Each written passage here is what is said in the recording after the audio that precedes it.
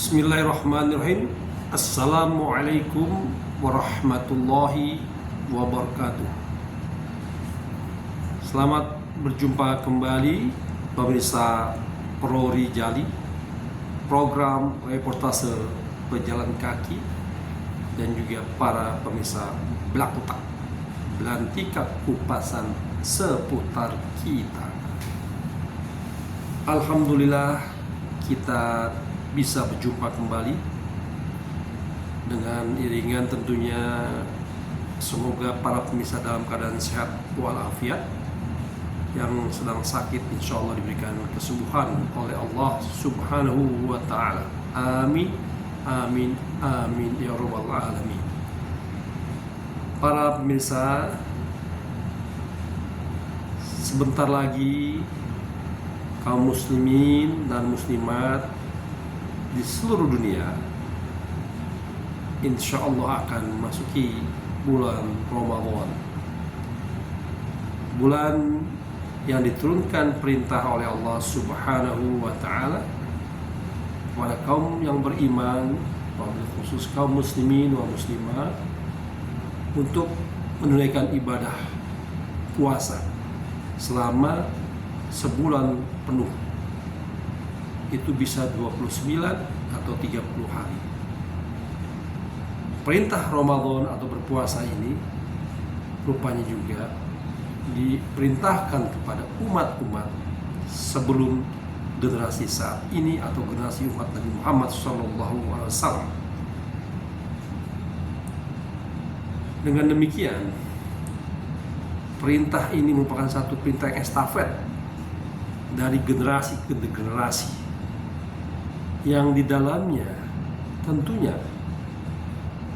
mengandung satu pesan atau keinginan dari Sang Pencipta alam semesta, termasuk pencipta kita, yaitu Allah Subhanahu wa Ta'ala, agar makhluknya, wabil khusus mereka-mereka yang beriman, untuk mengambil hikmah dari perintah puasa ini.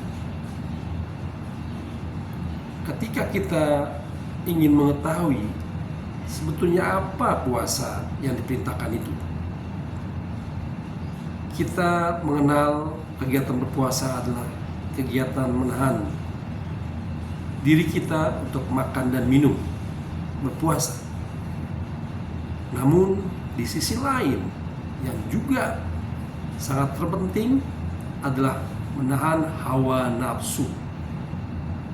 Hawa nafsu yang senantiasa mengajak kita untuk melakukan satu kegiatan yang seringkali di situ sangat tipis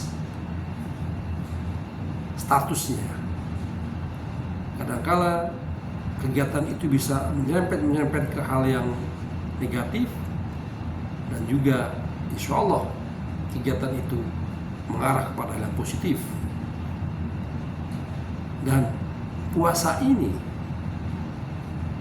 nampaknya adalah agar kita, makhluk manusia, bisa mengendalikan kemudi hati pikiran kita ke arah yang lebih tertuntun, lebih maslahat, lebih selamat, tidak hanya buat diri kita tapi juga buat lingkungan sekitar.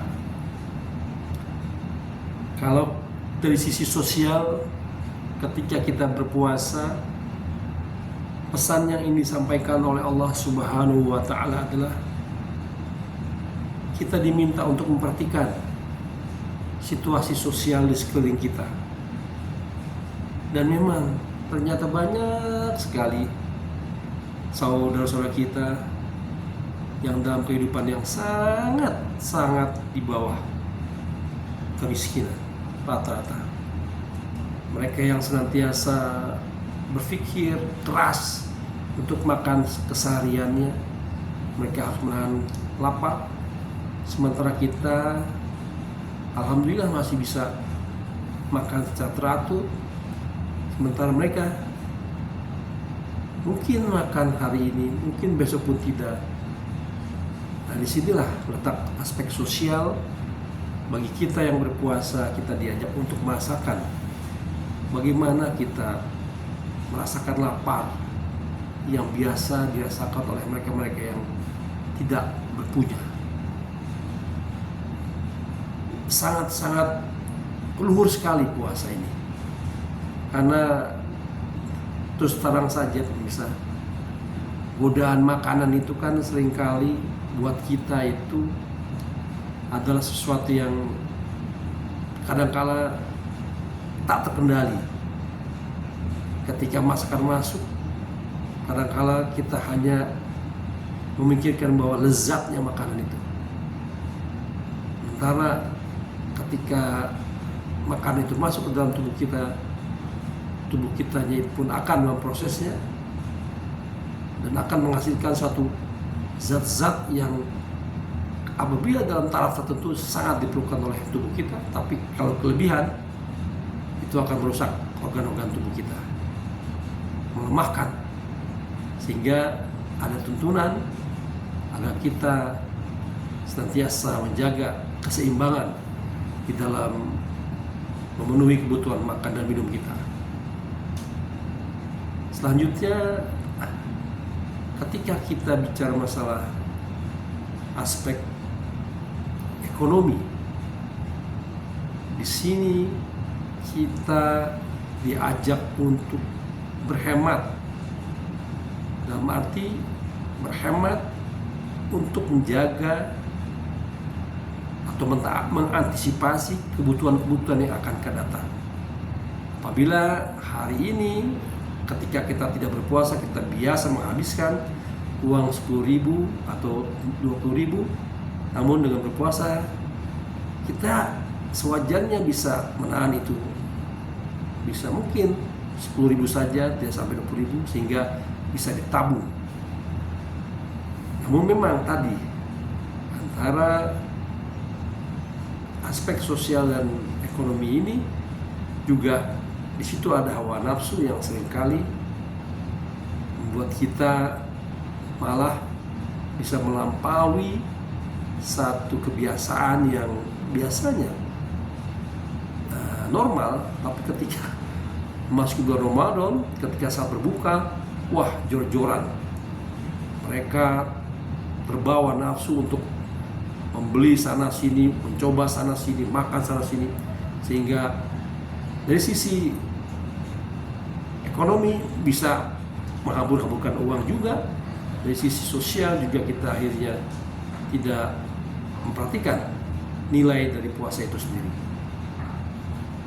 Karena itu dari dua aspek saja, sosial dan ekonomi ini, kita bisa mencoba mengambil hikmah kenapa puasa itu menjadi suatu perintah Allah Subhanahu wa taala yang sifatnya berestafet generasi ke generasi. Karena memang rupanya dari zaman dahulu sampai ke sekarang ini dampak-dampak perubahan sangat terlihat sekali.